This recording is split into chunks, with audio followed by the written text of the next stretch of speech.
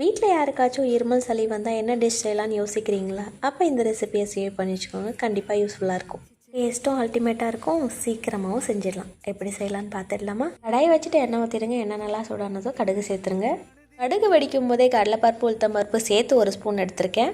அதையும் சேர்த்து நல்லா ஃப்ரை பண்ணிவிடுங்க. அதுக்கப்புறம் ஒரு 20 பல்லு பூண்டு, ஒரு காஞ்ச மிளகாய், கொஞ்சமாக கருவேப்பிலை சேர்த்துருக்கேன். பூண்டு நல்லா வதங்கினதுக்கப்புறம் மீடியம் சைஸ் வெங்காயம் 1 கட் பண்ணி வச்சுருக்கேன். அதையும் ஆட் பண்ணி நல்லா வதக்கிடுங்க. இது வதங்கிறதுக்காக கொஞ்சம் உப்பு சேர்த்துருக்கேன். ஸோ இது நல்லா வதங்கட்டும்.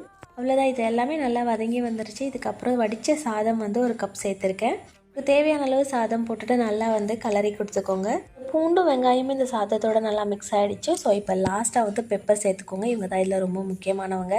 மிளகுத்தூள் சேர்த்துட்டு 2லேருந்து 3 நிமிஷம் நல்லா வதக்கிட்டுக்கோங்க. இது காஃப் அண்ட் கோல்டுக்கு ரொம்ப ரொம்ப பெஸ்ட்டான சாப்பாடுங்க. கண்டிப்பாக ட்ரை பண்ணுங்கள். டேஸ்ட்டும் அல்டிமேட்டாக இருக்கும். சிம்பிளாகவும் முடிஞ்சிடும். இந்த வீடியோ உங்களுக்கு பிடிச்சிருந்தா மறக்காமல் சப்ஸ்கிரைப் பண்ணிக்கோங்க. பாய்.